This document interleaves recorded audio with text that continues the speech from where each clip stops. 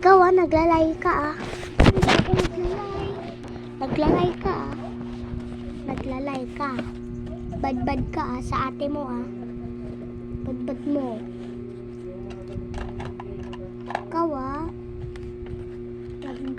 sabi ko basa yan Ibalik mo.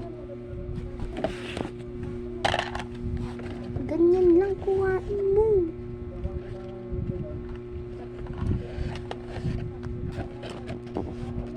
Binigyan ko siya ng Happy Meal. Ang ginagawa niya, nilalaro niya lang sa higaan. Kaya wag mo itapon yung box niyan. Diyan mo lang ilagay. Kasi mawawala mo na naman.